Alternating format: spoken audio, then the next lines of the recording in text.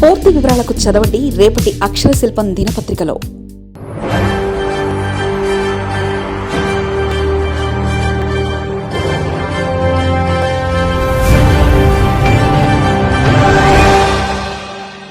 తూర్పు, ఉత్తరం, మధ్యలో దక్షిణం అన్నిట్లో దూరిపోతున్న దక్షిణ ఎమ్మెల్యే. విశాఖ దక్షిణ ఎమ్మెల్యేపై ఇప్పటికే ఆరోపణలు. సొంత పార్టీలోనే బహిరంగ ఆరోపణలు చేస్తున్న నేతలు.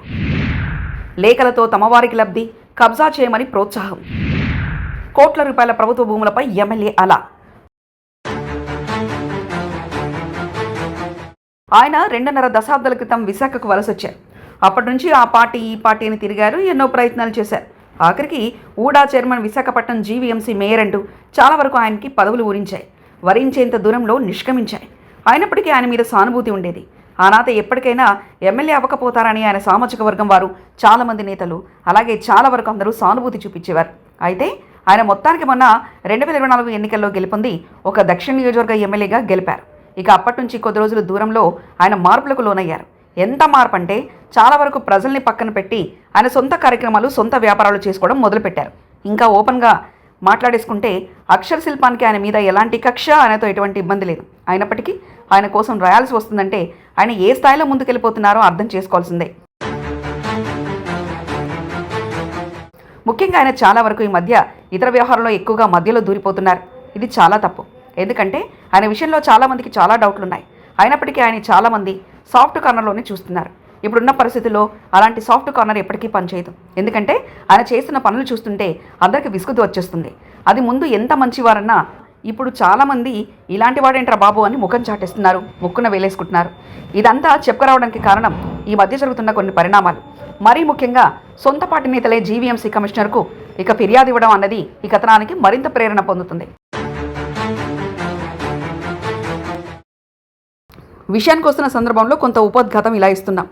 పారదర్శక పాలనను ప్రజలకు అందిస్తూ ప్రభుత్వ ఆస్తులను పరిరక్షించడమే ధ్యేయంగా అధికారంలోకి వచ్చిన కూటమి ప్రభుత్వం కొందరు అవినీతి అధికారుల కారణంగా విశాఖ నగరంలో విలువైన జీఎంసీ స్థలాలు ప్రైవేట్ పరం అయిపోతున్నాయి. తప్పుడు సర్వే నివేదికలు, ప్రైవేట్ వ్యక్తులతో కుమ్మక్కైన కొందరు అధికారులు స్వార్థం కారణంగా దశాబ్దాలుగా జీవీఎంసీ ఆస్తులుగా ఉన్న వీటిని ప్రైవేట్ పరం చేసేందుకు ముమ్మర ప్రయత్నాలు జరుగుతున్నాయి. కొందరు ప్రజాప్రతినిధులు కూడా జీవీఎంసీ ఆస్తులను కాజేసే ప్రయత్నం చేస్తున్నా ప్రైవేట్ వ్యక్తులకు వత్తాస పలుకుతూ అధికారులపై ఒత్తిడి తీసుకురావడం నిజంగా దురదృష్టకరమంటూ జనసేన నేత పీతలమూర్తి యాదవ్ ఆవేదన వ్యక్తం చేశారు. అక్కేపాలెం 80 అడుగుల రోడ్లో దశాబ్దాలుగా మహావిశాఖ నగరపాలక సంస్థ జీవీఎంసీ వినియోగంలో ఉన్న సర్వే నంబర్ 6/2లోని ఎకరం 25 సెంట్ల భూమిపై ప్రైవేట్ వ్యక్తుల కన్నుపడింది. రాష్ట్ర ప్రభుత్వ సాంఘిక సంక్షేమ శాఖ ఆధ్వర్యంలో ఉన్న ఈ స్థలాన్ని జీవీఎంసీ ఎప్పటి నుంచో వినియోగిస్తుంది. ఇందులో వేలాది మందికి ప్రజలకు నీరు అందించే ఓవర్ హెడ్ ట్యాంక్తో పాటు జీవీఎంసీకి చెందిన కార్యాలయం, సులభ్ కాంప్లెక్స్ వంటివి ఉన్నాయి. అంతేకాకుండా పారిశుద్ధ వాహనాల పార్కింగ్ ఇందులో కొంత స్థలాన్ని వినియోగిస్తున్నాయి. అయితే దక్షిణ నియోజకవర్గ ఎమ్మెల్యే ఒత్తిడి మేరకు జీవీఎంసీ సర్వే అధికారులు సర్వే జరిపి నివేదిక సమర్పించారు. ఈ సంస్థల్లో జీవీఎంసీ ఆస్తులుండడంతో సర్వే నివేదికలో వాటిని పేర్కొనాల్సి వచ్చింది. దాంతోపాటు ఎప్పటివో CCLA number ROR1/563/2013 date 30/10/2013 WP number 17369/88 1-2 కేసులు పెండింగ్లో ఉన్నాయన్న విషయాన్ని సర్వే నివేదికలో రాశారు. అదే ఇప్పుడు ప్రైవేట్ వ్యక్తుల పాలిట వరంగా మారబోతుంది.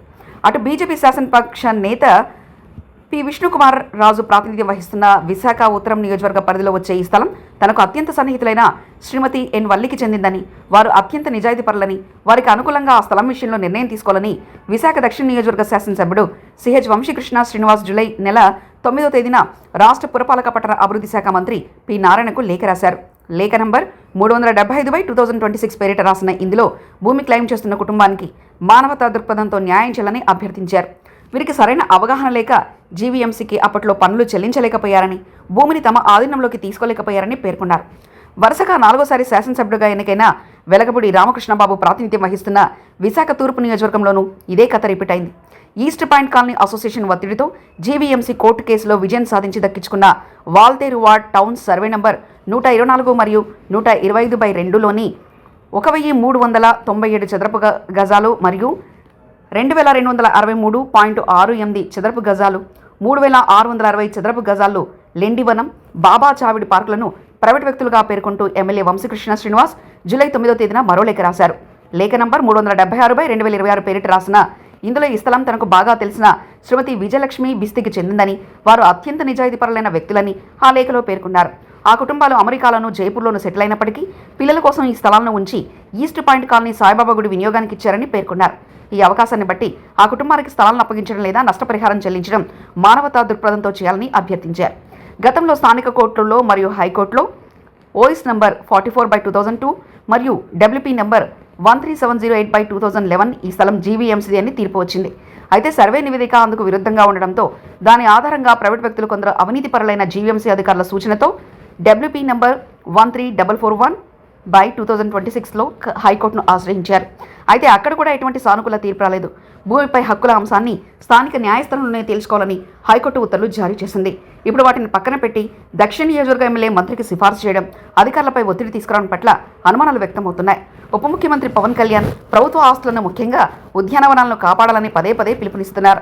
ఆయన స్ఫూర్తితో విశాఖలోని ఈ 2 ప్రభుత్వ స్థలాలను కాపాడాల్సిన అవసరం ఎంతైనా ఉంది.